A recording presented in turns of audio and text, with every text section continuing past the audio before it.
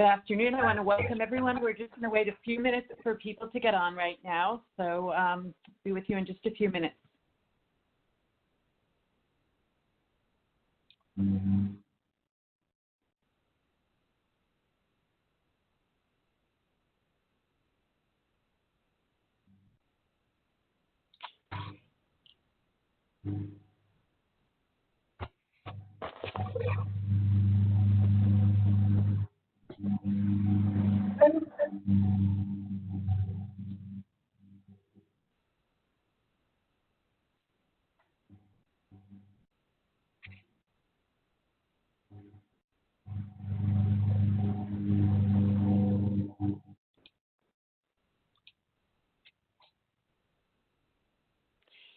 So good afternoon, everyone. My name is Evelyn Blank, and I'm the Associate Executive Director at New York Center for Child Development, and I'm really thrilled to be with all of you here today.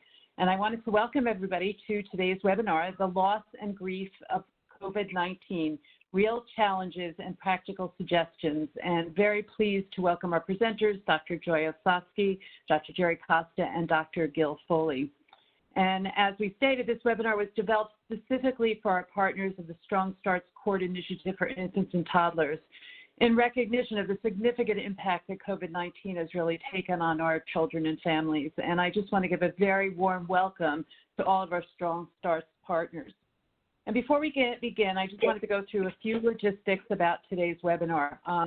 As we've done in the past, this webinar is being recorded and we will be posting it along with the slides to the TTAC website. We'll be taking questions throughout the webinar. We'll ask that you chat in your questions using the chat box functionality, selecting panelists on the drop-down. We'll set time aside at the end so that we have time to really address these questions. For those LMSWs and LMHCs interested in obtaining CEUs, you will be eligible to receive 1 CEU for attending this webinar. If you're only joined by the phone, we will need you to log on to the WebEx via computer in order to obtain credit for the CEUs. Further information and instructions will be distributed to all of you via email following this webinar. Finally, towards the end of the webinar, we will be sending out the feedback survey using the chat box functionality. We ask that you click the link that is shared in the chat box and complete the feedback survey. We appreciate so much you're filling this out and really want to understand your experience and really think of ways to enhance our future trainings. So let me just take a brief moment to tell you who we are. The New York City Early Childhood Mental Health Training and Technical Assistance Center, otherwise known as TTAC, is funded through Thrive New York City in partnership with the New York City Department of Health and Mental Hygiene. TTAC is a partnership between the New York Center for Child Development and the McSilver Institute on Poverty Policy and Research. New York Center for Child Development has been a major provider of early childhood mental health services in New York. We have expertise in informing policy and supporting the field of early childhood mental health through both training and direct practice. NYU McSilver Institute for Poverty Policy and Research houses the Community and Managed Care Technical Assistance Centers, which offer clinics, business, and system transformation support statewide to all behavioral health providers. And TTAC is tasked with building the capacities and competencies of mental health professionals throughout the child serving system. So I'd like to go to the next slide, just encourage everybody to go to our website where you can find archived webinars and other resources. So thank you for joining us. And with that, I'm going to turn this over to our clinical co-director of TTAC, Dr. Susan Chinitz, who will provide an overview of today's webinar, but also introduce our speakers. So thank you, Susan. Okay, and thank you, Evelyn, and thank you to everyone who has joined today. I'm very grateful to TTAC for supporting this webinar specifically for our Strong Starts community. As most of you know, Strong Starts tries to make families' court involvement a port of entry to meaningful clinical services for children and families, and to bring clinical information, especially in the area of infant mental health, to our many Strong Starts participants and partners. In the last several months, we have tried via virtual trainings to bring information that is particularly helpful in the context of COVID-19 and all of the challenges that this pandemic has brought, particularly for children involved in the child welfare system. In June, Kieran Malpe and our colleague Sylvia Juarez Morazo from Chances for Children offered a training on virtual visiting with infants and toddlers once in-person visits were precluded. And in the same effort to provide useful and timely information, I was so grateful that my colleagues, Dr. Joy Osofsky, Jerry Costa, and Gil Foley, were as motivated as they were to bring to our Strong Starts community this important information about loss and grief in very young children. In a recent survey of the needs of approximately 600 grandparents and other kinship care providers across the country who collectively care for many young children, family loss and grief was rated a top priority for information and services, particularly among families in New York. Our presenters today are among the most esteemed national experts, really national resources, in the field of infant and early childhood mental health. I could never do justice to the long and impressive bios of these colleagues without significantly cutting into their presentation time. Their full bios have been provided for you in the program announcement, and I encourage you to review these at your convenience. I'm going to touch on the highlights, which are only a small fraction of their infinite accomplishments and contributions to the field. Dr. Joy Osofsky is a clinical and developmental psychologist who is chair of psychiatry and professor of child welfare at the Louisiana State University Health Sciences Center in New Orleans, where she also directs the Harris Infant Mental Health Center. Dr. Osofsky has been a longstanding, really pioneering expert in the impact of trauma on very young children and has spearheaded efforts to train clinicians and non-clinical practitioners across all systems and to support children and families in the context of multiple different types of traumatic events, including Hurricane Katrina, the Gulf oil spill, in the context of domestic violence, child welfare system involvement, attachment disruptions, parental arrests, and many other categories of adversity. She is a former president of 0 to 3 and of the World Association of Infant Mental Health. Of special interest to this group is the fact that Dr. Osofsky was the first infant mental health specialist in the country to partner with a dependency court judge to produce the model that launched the 0 to 3 Safe Babies court teams and on which Strong Starts was modeled. Dr. Osofsky continues to be active in the development and expansion of infant-toddler courts across the country. She is a prolific author and recipient of multiple national and international awards. Dr. Costa is a psychologist who's the founding director of the Center for Autism and Early Childhood Mental Health and a professor at Montclair State University, and is also on the faculty of multiple other academic and training organizations.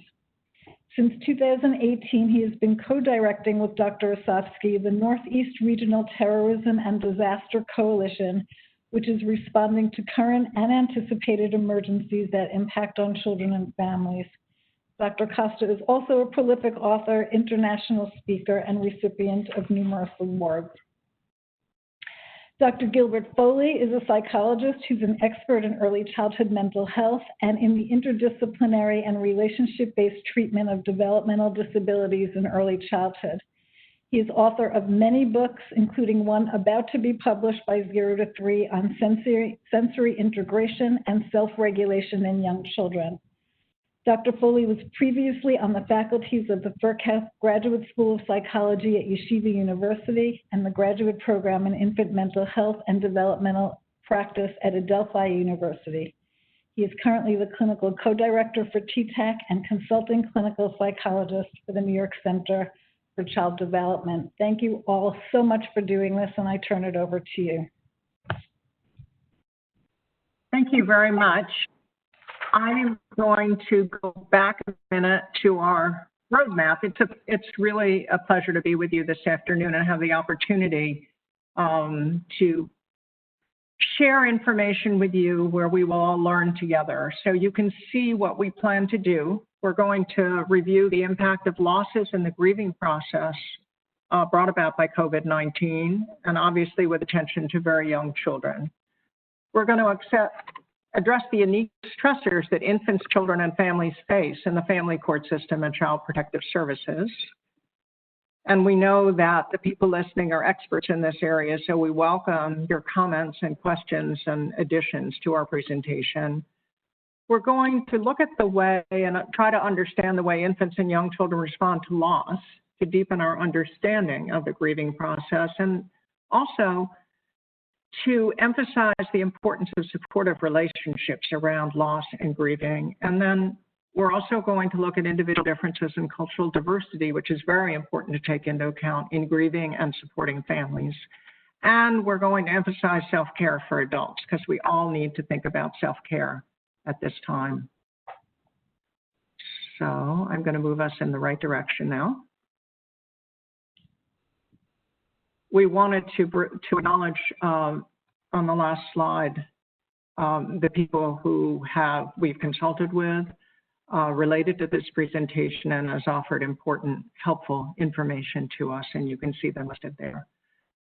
So we know in our country and our world now that we're facing many pandemics. We're facing a pandemic related to COVID, which for those of us who've worked a lot with disaster and been successful in helping people with disasters really has been difficult, because all of the kinds of things we do to help people following disasters, most of them we're not able to do with COVID. Being out there, I talk about hanging out, providing mental health services by also being out there, or supportive services. So you all know the many things that we're facing. And then we're also going to consider the different ways children grieve, particularly young children. And my partners, Doctors Costa and Foley, will be elaborating on this even more. How do we know that a child is grieving? You know, children play, and then they get irritable. And how do we really know they're grieving? How do we share news of loss to the children? You know, how do they show that? How do they experience that? And most important, how do we support a grieving child? And you're going to hear us return again and again to the importance of protective relationships. So one of the things that I think all of you have been thinking about, I'm not speaking for you, but I know my colleagues who I've talked about who work in child protection and are working with young children and families with losses and the child welfare system have talked about a lot of these things that we're going through. So for the parents and caregivers, as well as the children, there's a loss of routines. You know, there's a new normal all the time. As we were waiting, preparing for the webinar, we were talking about the fact that schools are going to open. Well, they'll open. Hopefully they'll stay open. But how do we deal with that opening? So with that, we need a new routine. So there's a loss of a regular routine, and every time something changes, we need a new routine. Parents need it and children need it. So for parents and caregivers, family and friends are so important to us, a major support, a major part of our life, and we're very restricted now in seeing them. How do we celebrate occasions? You know, what about the graduation or the birthday? And then, of course, we're very concerned about the deaths, the many deaths that have occurred. How do we deal with that? Economic issues with job and income losses. The homeschooling of children, which is particularly difficult for many families where they don't have internet connectivity, where they don't have, you know, iPads or iPhones, but also where they have to work. How do you balance working and homeschooling? Very challenging. And then a lot of fear about illness and death. You know, I talk about indefinite uncertainty. There's something out there in the air, and we don't know how to protect people, and we don't know how to protect ourselves. And we know social distancing makes a difference. I know it's controversial, but wearing masks make a difference. I know that from experience in other countries. But it's really difficult to not have that support from other people, and then life is just different for us. So let's look at what it does with the children. Again, they need routines and they need schedules, and you're going to hear that from all of us. They like to go to school. Many children like to go to school and like to go to daycare and be around their friends, and they don't really understand why they can't go out and play with their friends and be with their friends. It's very hard for young children. And then many children are used to being with their relatives and grandparents and others, and we can't see them, particularly if they're at risk. And that's really hard for the children. And then parents are dealing and caregivers are dealing with a lot of different things. They're dealing with homeschooling, they're dealing with work, they're dealing with illness, all kinds of things. So, you know, we used to talk about being available, emotional availability and actual availability, and it's harder to be as emotionally available. And then for the younger children, their older siblings have been at home with the homeschooling. That's very different. So there's unpredictability, there's uncertainty, and there's an indefinite uncertainty to what is going on now, which is very difficult for both parents and caregivers and children. So let's take a look at children in the child welfare system and parents and caregivers. You know, I know that Susan Chinitz said that there was a webinar about virtual visitation, and I thought a lot about virtual visitation and what it means also for the child. For the parent, they miss seeing their child. They want to see their child in person. They want to be able to hug their child, and that's all missed with virtual visitation. For the children, young children, they may be very confused. Why can't they be with their parent? You know, why can't they visit in that way? And visiting with their parent with a telephone or virtually is very different for them. I already mentioned the difficulties with internet connectivity with the virtual visitation. And then how do you relate to a child during virtual visitation? You know, you're used to relating to them, being with them, playing with them. So that's much more challenging for parents and caregivers. Well, other issues that come up, very difficult to follow a case plan. How do you get transportation? How do you get to the appointments? You have to social distance. You have to be careful so that you're not ill. And there's a lot of worry in that way. And then if you can't follow your case plan as well and you can't be with your child, parents worry a great deal about the issue of reunification if you can't stay on track related to that, what happens. One of the things that I had mentioned to attorneys was it's important to give more information to the parents about what's going on with the court and the hearings that are necessary. So parents in the child welfare system have that to worry about, plus obviously economic issues, other types of things. And with the children, you know, how can you explain to a young child? You can explain to them that they can't play with their friends, but how do you explain to them that they can't be with their parent and they can't visit their parent? That's really hard. And then they worry about getting sick. COVID is very confusing for children. They hear other people talking about COVID and may have caregivers getting sick, and so that can be very upsetting to children. There's generally more anxiety and stress in families, even families with resources. It's very confusing. And children miss the usual routines.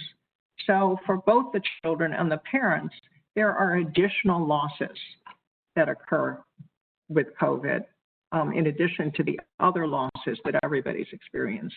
Let's take a look at mental health. I know that people are paying more attention to mental health now, and actually recently, I live in New Orleans where, you know, we've had threats of two very serious hurricanes. One did hit in western Louisiana, and one just hit in Mississippi, Alabama, and the Florida Panhandle. It was headed to New Orleans. So the relationship between COVID and we can add disasters, and I know that in the various parts of the country, there have been other disasters, a lot of wildfires going on that are very frightening, as well as tornadoes. So the U.S. Census Bureau did a survey of 40,000 people in May and found that a little more than 34% reported symptoms of either anxiety or depression. But in late June, they surveyed not as many people, about 5,400. 40% of adults were struggling with mental health issues and substance use. Symptoms were higher with women, young adults, essential workers, and racial and ethnic minorities, which is certainly going to impact on the child protective service system. And how you deliver mental health services and how you give people support is much more challenging with COVID. So mental health is a really big issue, and we know there's been an increase in substance use. We know there's been an increase in relapses. And despite whatever reporting is going on, an increase in child abuse as well as domestic violence, and much harder to help support people under those conditions. So the world has changed and it doesn't feel temporary anymore. Lockdowns in March and it's now September, and we don't necessarily have lockdowns anymore, but certainly very restricted activity. Much, much less in-person connections that are so important for children and families. And with young children, and my colleague Jerry Costa said, leads to misbehavior, which can be understood as stress behavior. So infants and young children grieve in spurts. It's not necessarily like us, that they may be angry or sad or aggressive or upset, and then they may play. You know, we saw that very clearly after Hurricane Katrina, where we were on the boats, the cruise ships that were sent into house first responders, 80% of whom had lost their homes, and we brought family back. And what we saw was that children might be very clingy and irritable, but then when we were able to put together a playroom, all of a sudden they played, and of course they played Hurricane. That was the first thing they played. So children will go back and forth. And for children and parents in the child welfare system, we may see many more symptoms in this area related to what goes on with virtual visitation and not being able to have the in-person visitation. And there have been strategies. There's the 2-4-2 book strategy that was developed by now retired Judge Connie Cohen, where the court would give books or the system would give books to the same book to the child and the parent, and they could read to each other and have the same book while they were in care. But there are a lot of strategies that help with virtual visitation, but it's still very challenging and can be confusing for a child. We need to think about ambiguous loss. What do we mean by ambiguous loss? And you can see all the kinds of things, loss of a way of life. When is it going to be the same again? You know, there's something out there that's scary that we can't see that we know is dangerous. And when is that going to go away? Not being able to see friends and families, that's a significant loss for families and for children. Education, we all know that education has been a challenging issue since last March when schools closed down, and how virtual education has been able to help children, but for many children, it hasn't been possible. And then with education, when we talk about ambiguous loss, schools may open, there may be modified openings, continued virtual education, and a lot of uncertainty and concerns about safety that everybody is going to have to deal with and young children are going to have to deal with. And then everything changes day by day. You know, hopefully we can get some kind of stability, but for a while, I think we're going to see those changes.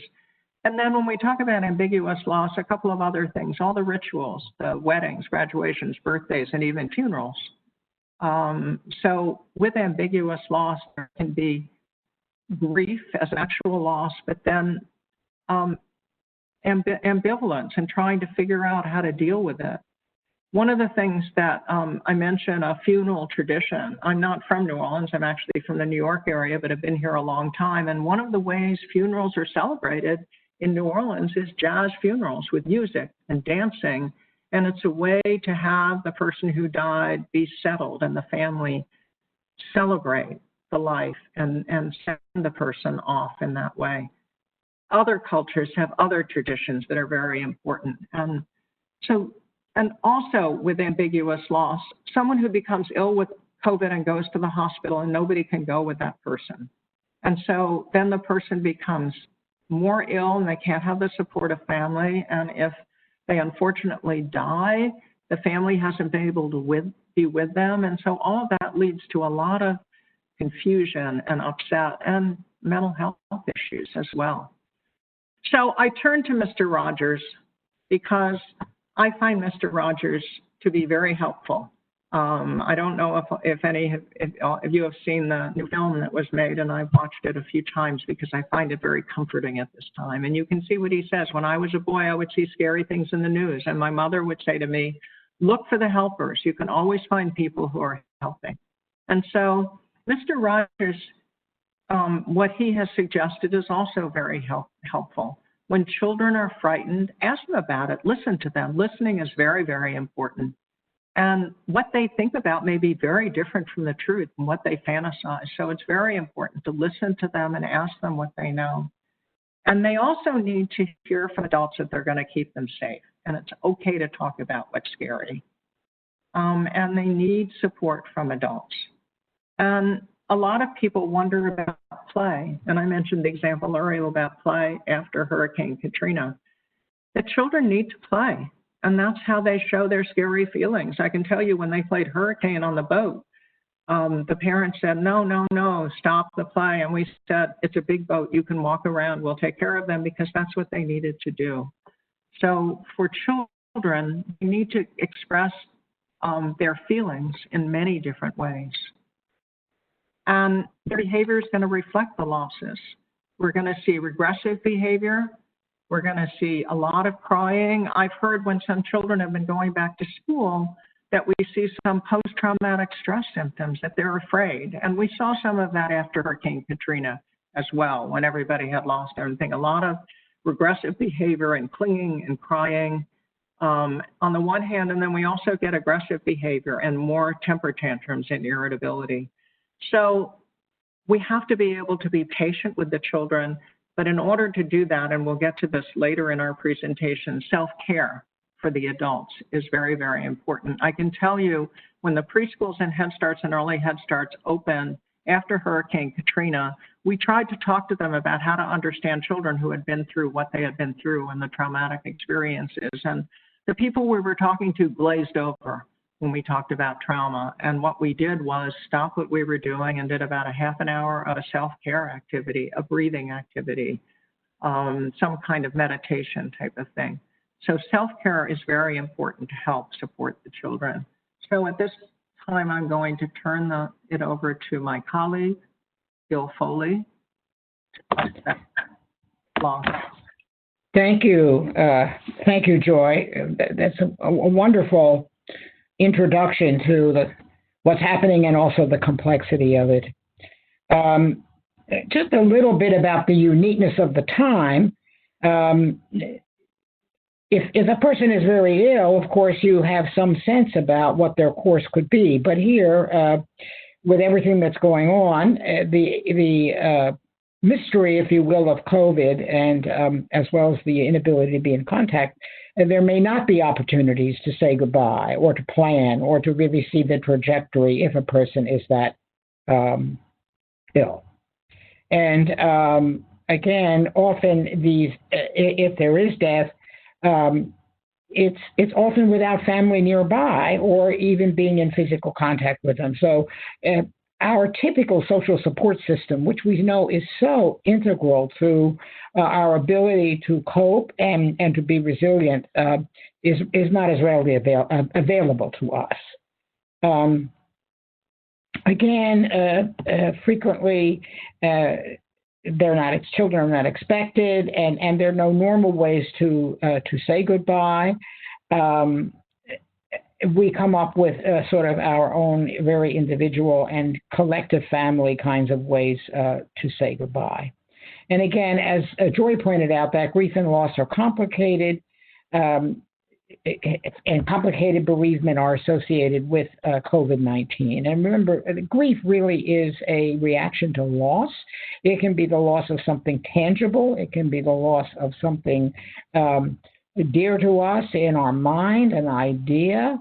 So it's not always just tangible losses, but losses usually precipitate the reaction of grief, which we'll talk a little more about it. Of course, I think in all of this, we can see how children are easily overlooked. And oftentimes, children, even in the best of times, are left out of discussions and events surrounding death because there's a lot of anxiety and uncertainty about should we immerse children in these kinds of things or not. And we'll talk a little bit more about that. So with, again, social distancing, grief and mourning might be disrupted. We can't share our feelings to others about the grief.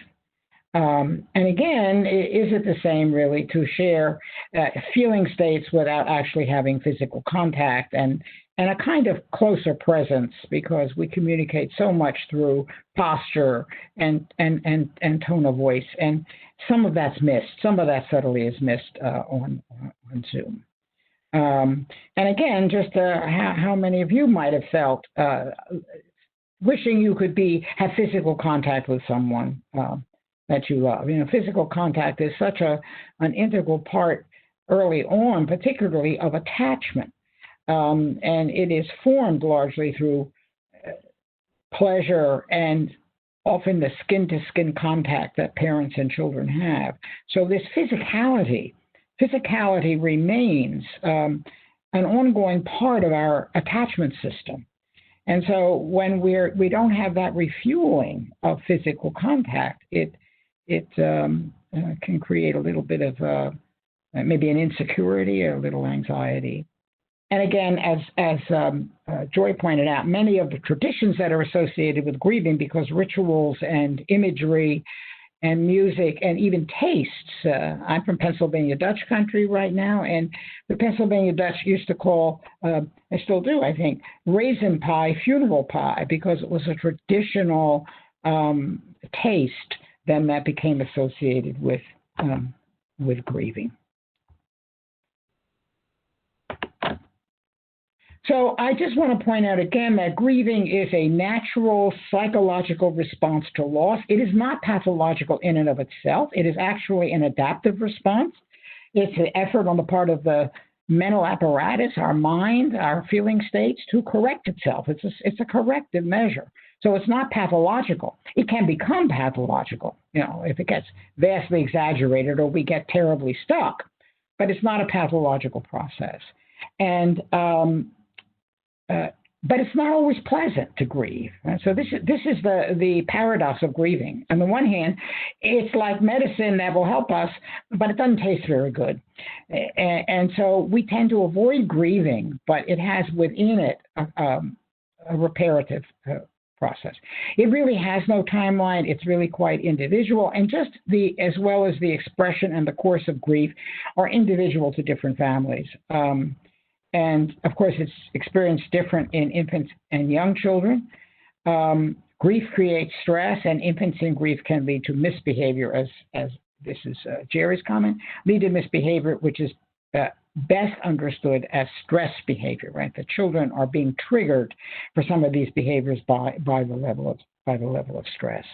And I just want to point out, I'm being a little winded here, two important points that I think Joy pointed out is that there's a lot of ambiguity right now. We're a lot of uncertainty. We don't know what's going to happen next.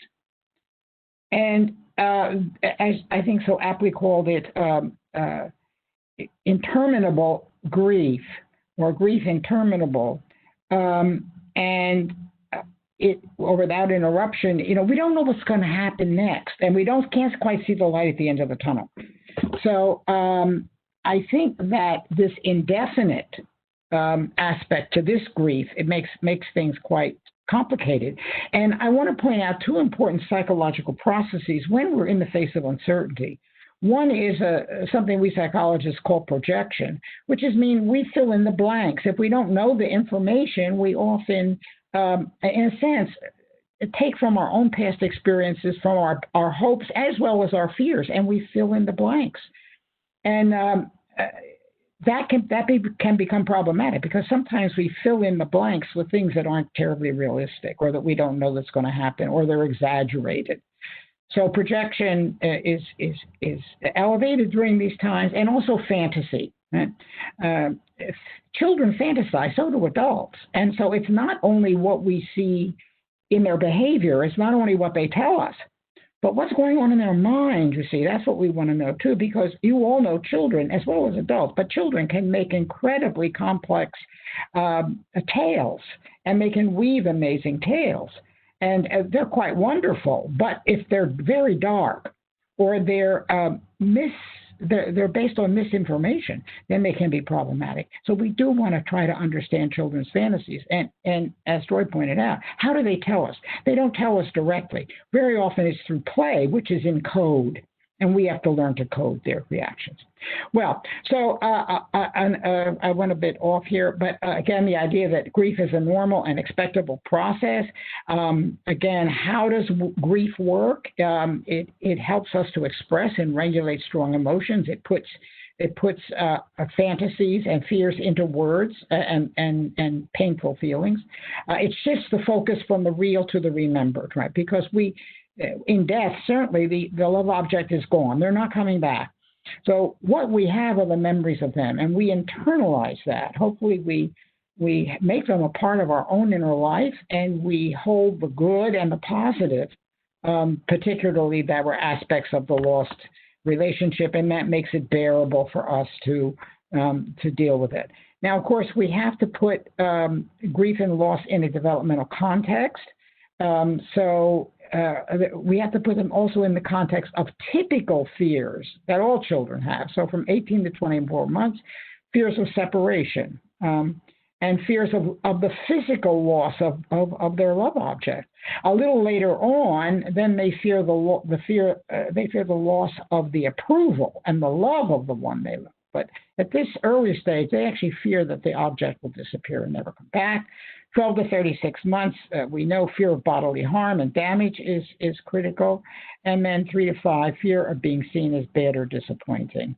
And then, of course, this is also around when conscience develops. So adults need to explain loss to the child as they developmentally may experience it. You know, that children are concrete. They think concretely. They don't tend to think in terms of abstractions. And so what will you miss? You'll miss the hugs and kisses of this person you loved. You'll miss the playtime. And let's look at a photo album or make an album of your memories of this person. Also, again, explaining death as the body no longer working, that our loved one was hurt, and all the things that we could do stop working. They no longer breathe, they don't laugh, they don't eat. And of course, that is not your fault. And you could not have done anything that would change this. And of course, we might help the child to draw something. Remember, children, this is where their fantasies start entering the picture, because again, children are egocentric, meaning that they view the world through their own eyes. And so they implicate themselves in things that which they may not in reality be implicated, like cause, like they somehow caused the death, or they caused the sickness, or they made the divorce happen. So again, this is a part of all of this process that we have to be attuned to sort of help children if they get derailed on some of these matters. A trauma itself is an event that overwhelms the child's ability to cope. It's greater than their cognitive and emotional capacities to solve problems. Right? They're swamped. And it causes fear and helplessness. And again, it may be associated with sadness and withdrawal, or on the other side of the coin, disorganized and agitated behavior. And witnessing or experiencing an event that poses a real or perceived threat to the life or the well-being of the child or someone else close to him or her. So that really is the core definition of a trauma: witnessing or experiencing an event that poses a real or perceived threat to themselves or the well-being of someone very important to them, like their parental figures. So what are some of the, I think you know these factors that send the child into the welfare system? Of course, experience of neglect and abuse, experience of separation, loss, and lack of secure base despite a safe placement. So here's some of the emotional kinds of dimensions. Experience of being lost, the child's unique needs are or may not be being addressed sufficiently by the system of child welfare or mental health. So COVID-19 adds to this cumulative stress they feel. Connections are even more important than ever. I want to underline the word cumulative, because often stress, sensory experience is not cumulative. So there is no one way to grieve, however, there tend to be themes, but they're not invariant. People have their own variations of all of these. Certainly in the beginning, it's dysregulation and protest. Children expression is largely through the body, and so we always want to look at eating, sleeping, and digestive processes. These are often the first ways in which we see the impact of excessive stress or anxiety and loss and grief in children. And then, of course, if you lose something, you want to look for it, right? So children will look for the lost object, the lost love object, the lost physical object, et cetera, we search. And even adults do this, by the way. John Bowlby, we associate him with the father of attachment theory, but he did a lot of work on loss and grieving himself. And he found that even in adults, he called it the normal hallucinatory stage of grief. And you may have experienced this after someone has died, and someone who's been close to that person may have been at a supermarket or something, and they will sit back and say, I think I saw someone just like Mary. I couldn't believe it. I didn't trust myself. Well, that probably is a normal hallucinatory response in which we're evoking memories often from our unconscious, and we're really, in a way, looking for the lost person, hoping and wishing that we would find them. And then, of course, there's the stage of being aware of the permanence of the loss, in which, as Joy pointed out, children often don't have long periods of sadness. They may have short spurts of sadness, sometimes called short sadness spans. They simply couldn't tolerate it, and it's an appropriate defensive and coping mechanism. But in fact, it comes in spurts, and they're not swamped. But if they may be swamped, then of course that's something to be concerned about.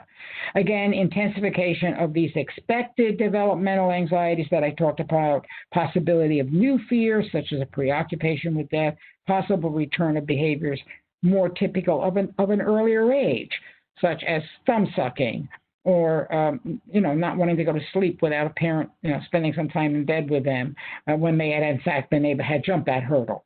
But, remember, regression is not in of itself a bad thing. It's a way in which we step back to mobilize our resources, to consolidate our resources so that we can spring forward. And, of course, anger may also be a part of it. And I'm going to turn it over to my esteemed colleague, Dr. Jerry Costa. Do I take 26 yet? Oh, yes, at last stage, recovery. So how does recovery occur? We have recollections of and identification with the lost caregiver in both play and words, and we refocus our energy and relationships after we sort of recover, awaken into the world, and there's an urge to complete development that comes back. Jerry? Okay, thanks, Gail, and it's been my honor to be part of this presentation and to really think through with you what is happening in the lives of infants, young children, their families, especially those in protective services and family court systems, and to think about you and your role. So I think the first thing we recognize is that it is very difficult for adults to witness children in pain. And it often becomes difficult, in fact, as we get older, to imagine and remember the perspective of a child. And so parents, as you know, may see aggression in a child and think that the aggression is intentional towards them. But in fact, it's their way of communicating and trying to express an idea or intention or feeling. And so even for us as adults, as we see children upset and see that they've been through some very trying and traumatic events, particularly when that happens around intervention by protective services, it's difficult for us to remember what the experience is like for a child. And so, as we said earlier, and I attribute this to a good friend of mine, a good colleague, Dr. Stuart Shanker, who has developed this self-reg framework about stress. And what he says is, whenever you see misbehavior, reframe it as stress behavior. So we adults don't really like to see children who are sad or angry, particularly around loss or if someone should die. And so what do we typically do? We try to protect the children. We sometimes even avoid any reference to the loss or try to minimize this. For those of us who were older, you might remember a song years ago that said, accentuate the positive, eliminate the negative. Bill Withers more recently sang a song that talked about, not worrying. Don't worry, be happy. That's our wish sometimes. So we often try to avoid some reference and not speak about the very clear experience children are having. We sometimes tend to explain things using adult language, or even sometimes the euphemisms that we may have grown up with, that someone who became ill and died, well, they went asleep, or they fell asleep and didn't wake up, or she's gone away, or many bring religious tones. God loved her so much that God took her. And of course, we can imagine how frightening those might be for children, and we'll touch on those later. So what do children want to do? They want someone to be there with them and play with them. They want someone to share their space and feel with them. We'll talk a lot about the availability, the emotional availability of an adult. And so they hope adults will play with them. They will look at the adults to get cues as to how they are feeling, the child, but also how they will be taken care of and helped through this process. And they hope that when they begin to ask questions, they are answered simply and in appropriate developmental language. Honesty in this regard, and you need to understand and be sure, I want to be sure that when we say honesty, that we do not mistake that to mean we share every detail, graphic detail, or fact that we know. It's really understanding how the child might respond, but in some sense not avoiding speaking about illness or injury or hurt or death. And so, for example, in this example we're presenting here, when a grandmother or a mother, cousin, friend, whomever a child has lost or becomes ill and is hurt, we might say to the child, the doctors and nurses worked to do their best to help, and we really hope that our loved one gets better. And then if a child, if the person in the child's life passes, to be honest with the child and saying the words that are hard. If the person dies, to say that they are dead. The helpers did their best, but but the body stopped working, as we said earlier. Thinking of death not as some kind of mystical or supernatural event. Certainly, I don't think any of us could take away that cultural and religious context that each family will bring to illness and death.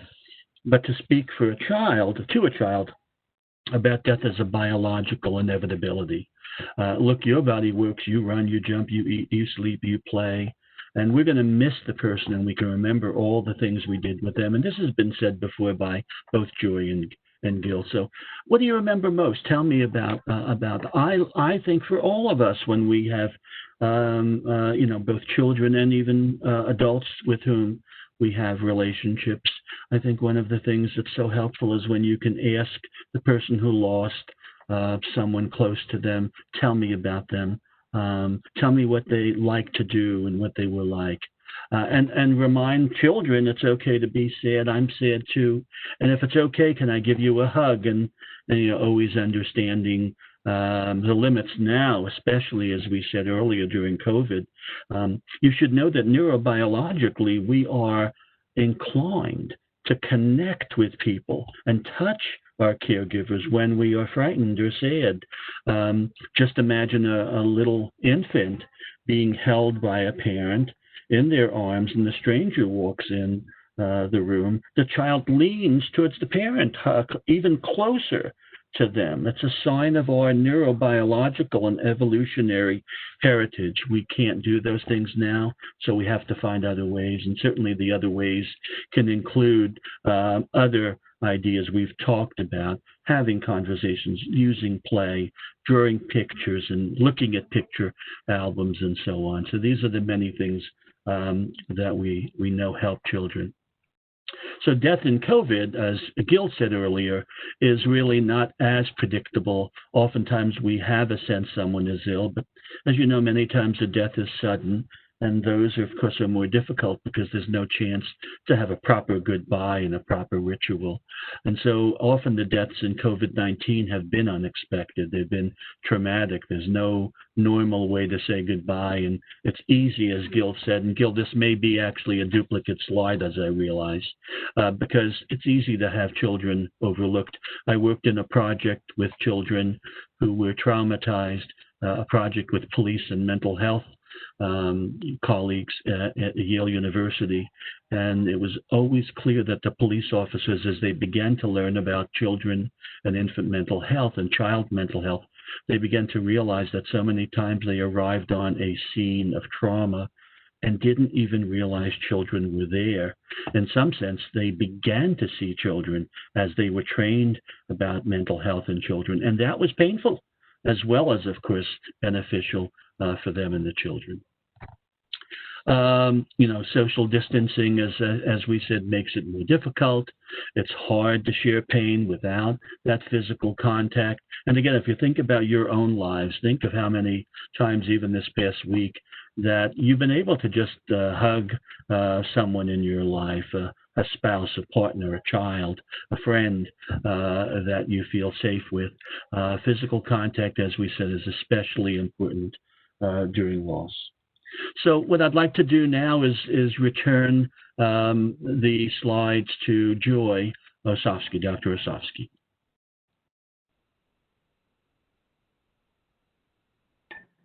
Thank you, Jerry. And it's such a thoughtful presentation, I have to say. I learn every time I listen to my colleagues. Well, we really love Pooh also. I mentioned Mr. Rogers before, but Winnie the Pooh and Piglet. So I don't know if you could read this. Piglet sidled up to Pooh from behind.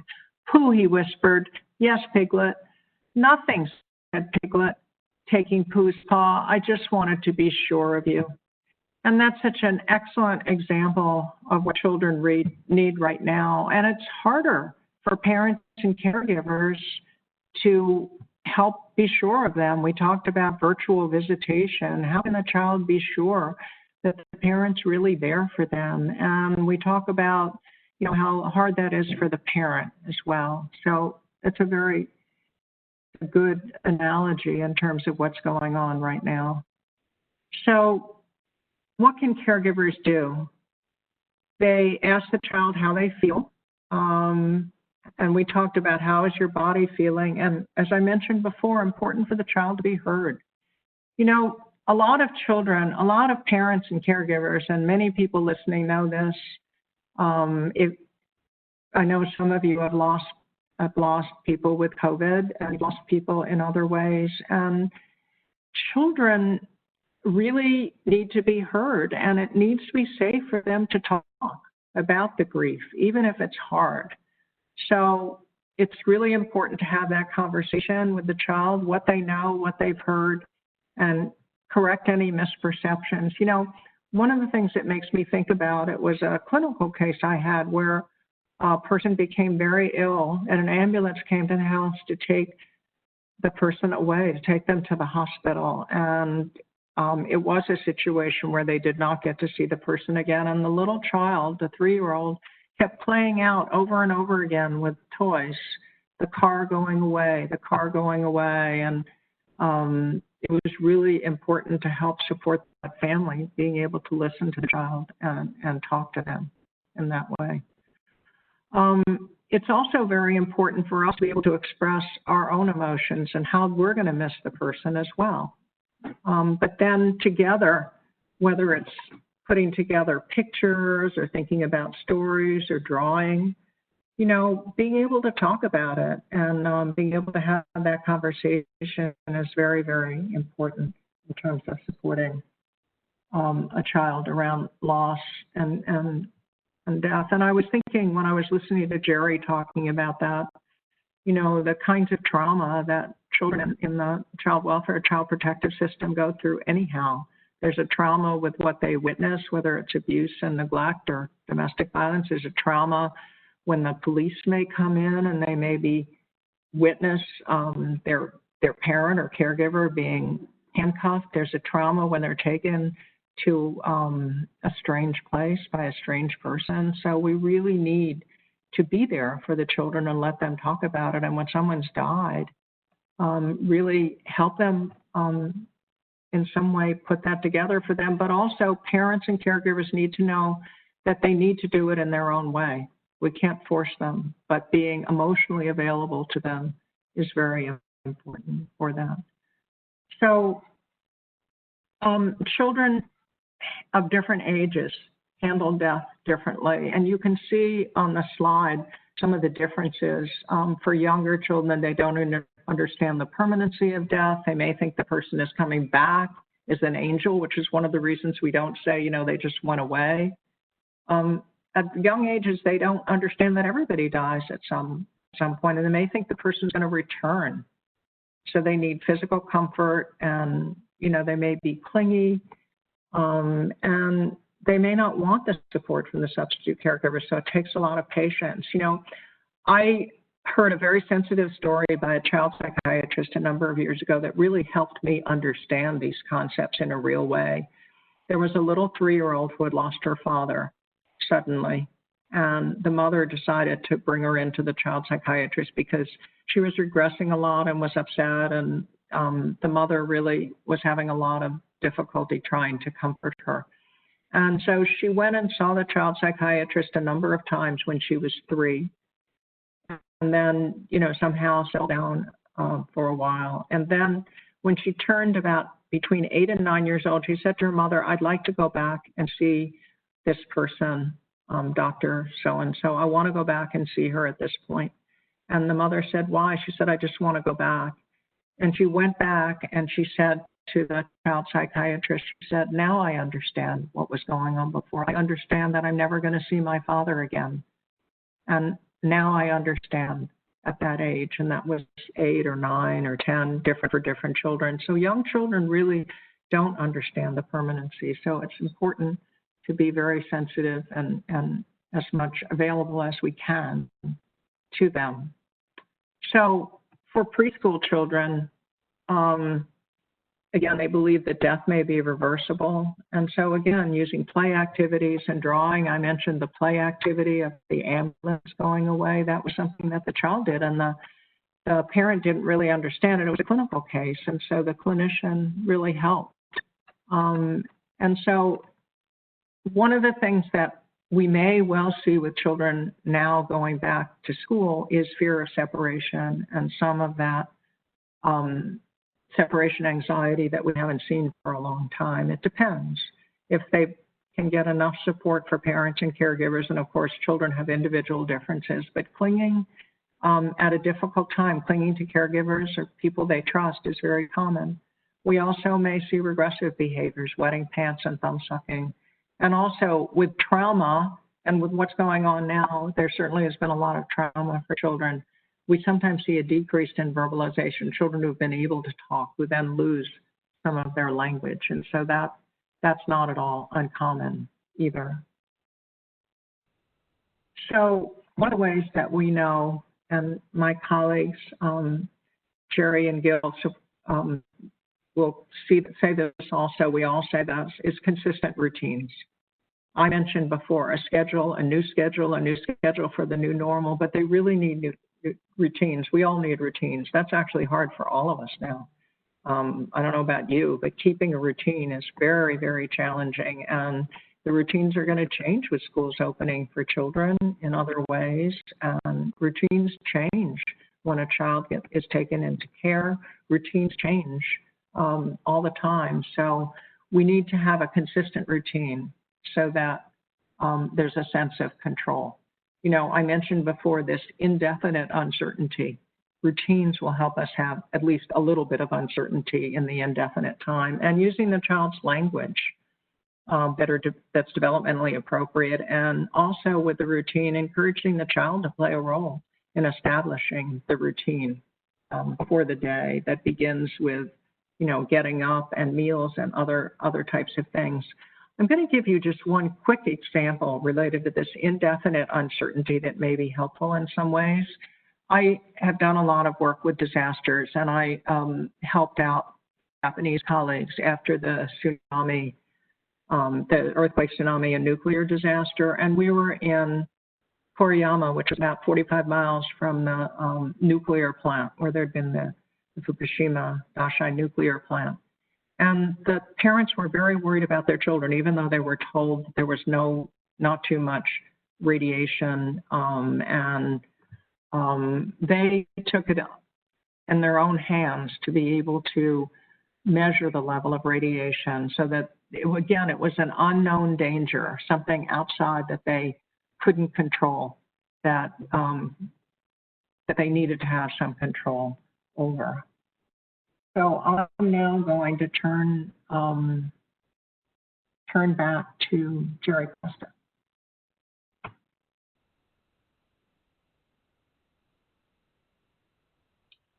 I actually think it will be Gil. Right. Yeah. You go. Oh, I'm sorry. It's Gil. Sorry. Okay. Thanks, Joy. We're quickly racing for time, so I'm going to just pick out a few of the highlights of things. The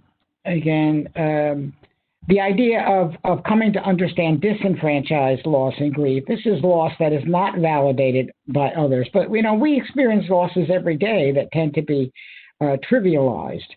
So, the loss of a pet, staying home from school, moving to a new house, of course, feeling abandoned or afraid, missing a parent while they're in foster care. And of course, now the fantasy is the parent's sick, may the parent have died.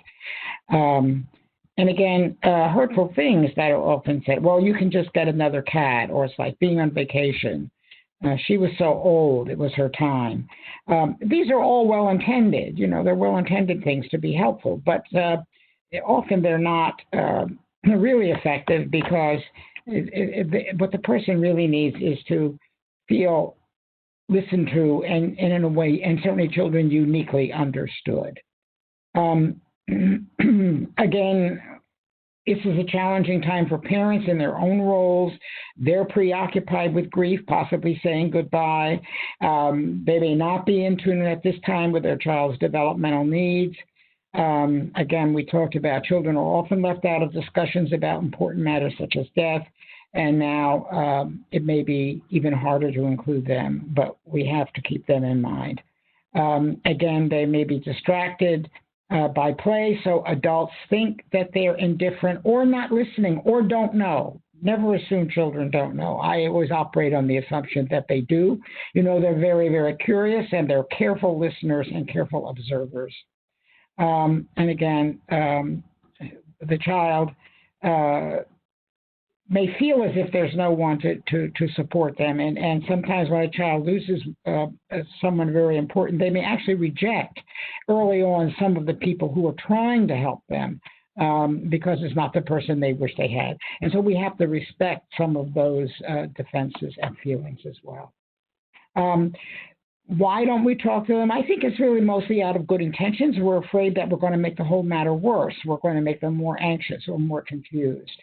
But really, it's a direct and clear explanation based in reality that is probably the most important way, and to understand these things with the child's affect. Again, remember that the child's own vivid imagination and the kinds of tales they weave in their mind may be worse. Their fantasies may be more complicated than reality. So that's why I think it's important to start to explaining reality to children in ways they can understand and in language they can understand. Again, there's no fixed script about talking about death. Again, it must be understood in terms of the context of the relationship, traditions, and family style. And these three important components, I think, are important to attend to, that the deceased person cannot be with the child anymore, that they did not choose or want to leave the child, and that the person will never return. So again, we've talked before about affection and security, reassuring the child of their inclusion in the family and by our own emotional availability. Look at ways to express affects not only through words, but again, through play, through art, through movement, and be alert for the child's casual connection of her personal wishes or actions to the death of the loved one, if the child is beginning to make some inferences that they may have had a part in it. help the child to retrieve the person, keep the lost person alive in the child of in the mind of the child, drawing a picture, looking at photographs. Ask the child to tell you what they remember about the person, photo albums. If the child is not a writer, the child can tell you their stories or their fantasies, and you can write them down and make a book. Just listen to the child is very, very important. Kids need pictures of their loved ones to have available to them. And again, children in protective services find ways for the foster parents and the birth parents to be connected and to be alive in the mind of the child. Have pictures of each other in the home. Speak with the child about the missing family and feel with the child's anger and confusion and maybe ambivalent feelings. Make regular plans to be together with all the adults who are caring for the child. And again, the child may not only be expressing feelings about the actual loss, but also that the changes that the loss has precipitated all around them. Remember to tell good memories and to keep the child alive in the mind of the child. Jerry. Jill, and I feel what we all are feeling, that we have to really do a little rushing, so I'm going to try to speak quickly. This is a wonderful saying by Gerard Paul, Dr. Gerard Paul and Maria St. John. How you are is as important as what you do, and what we're speaking about here is as we help infants, children, through loss, through COVID, there is something so important about our demeanor, so important about our presence. And so I had developed a little acronym to help us think about this. When we are engaging with children, certainly the words we use are critical. But even more critical than the words are these agiles, our affect, our facial expressions, gestures, movement, pacing. Certainly the way in which our face conveys a meaning, social meaning to the exchange, how we attend to the child and tune into the child and speak at their level. Joy said this earlier, intonation.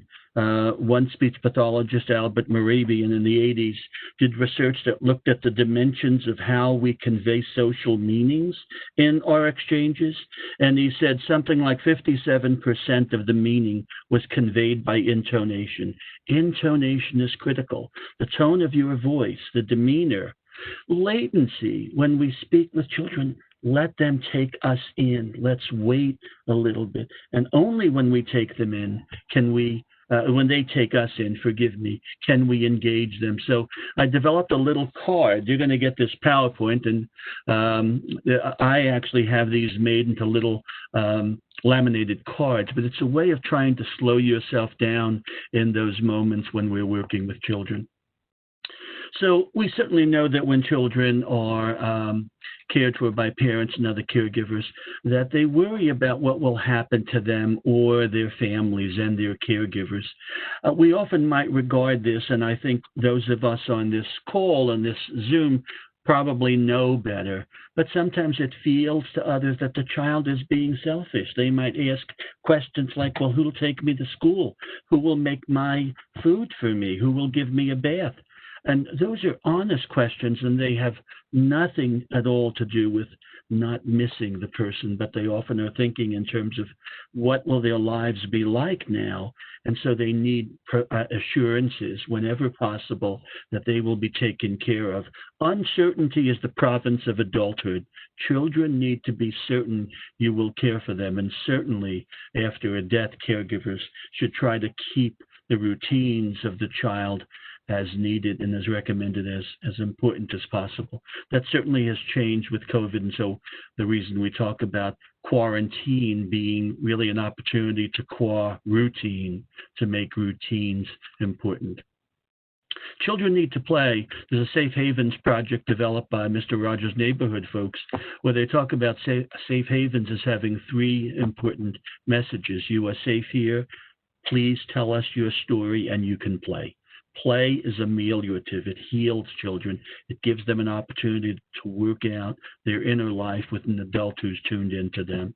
And if children even play out the trauma, it's important for us to recognize that that's an important part of them. So how do children recover? when they have protective factors, when there are people, mostly, committed, available adults who can be sensitive and responsive. That is most important. Following their family and traditions that help them feel familiar messaging that will help them get through their anxiety and grief, clear, direct, appropriate explanations, and maintaining a sense of regularity and scheduling for children. So I think we've really been talking about this, about children, allowing time for children to play and keep routine. So what I'd like to do is turn it over to Joy, and we'll try to wrap up in a short while. Well, one of the ways we're going to wrap up, thank you, Jerry, is with self-care. And self-care is crucial for us in order to support a child. And we need self-care too. And remember, virtual support is better than no support at all. Telephone or media or something like that is very, very important in terms of self-care. We also need to, you've heard us talk a little bit about culture, and you will get these slides because there's quite a bit of detail on them.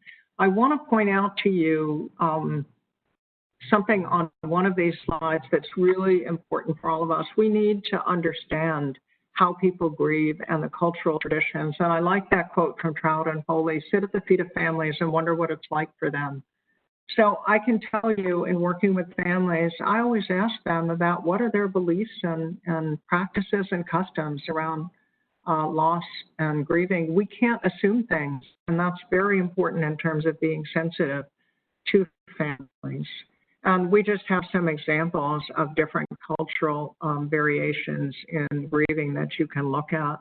And I'm sure all of you from different cultures can certainly add that for us to understand more about it. So I want the take-home messages from all of us is loss and grieving occur even with young infants, and how it occurs and looks is organized by the child's developmental level, culture, and family. They need support from caregivers they can trust, which is the most important thing for them. And adults who care for children need to be mindful of their own self-care. And we have a list of books about loss, death, and grief that'll be available to you. And also, if you have questions, since we probably won't have time to answer all of them, please send in your questions, and we'll be glad to answer the questions and send those out to you. I know Dr. Chinitz had just mentioned that, and these are just some of the books that we have that we have suggested to you, and we have references as well that may be helpful. And so we thank you very much for your time. And as I say, maybe we have time for one or two questions, but please send in your questions. We really appreciate the opportunity to share this information with all of you that's hard to think about, hard to talk about, but very, very helpful for children and families, and particularly those who are in the Child Protective Services, but all children and families. We thank you very much. I don't know, Jerry and Bill, if you want to. I just wanted to say, Joy, that in the past when people couldn't ask questions because of time, if they do enter them in the chat area, the three of us will get together and respond to these and provide them to the TTAC so they can post it on the website. So we would be happy to do that as well. But Susan, is there a chance? Yep. Yeah, this is Evelyn Black. I just wanted to remind people also to please fill out the feedback survey, which will be posted in the chat box. It's very important to us. And I wanted to thank our presenters and turn it back to Susan Chinitz. Yeah, no, also just to thank you, really, Joy, Jerry, and Gil. It was a perfect presentation, I think really targeted to the needs of this audience, and thank you very much. And as everyone said, we will facilitate getting responses to any questions that come up. Just thank you all again. A great afternoon. Thank you for the opportunity. Yeah, thanks, Evelyn. Thanks, Susan. Gil and Joy, always a pleasure. Great, thank you. Yeah. You all.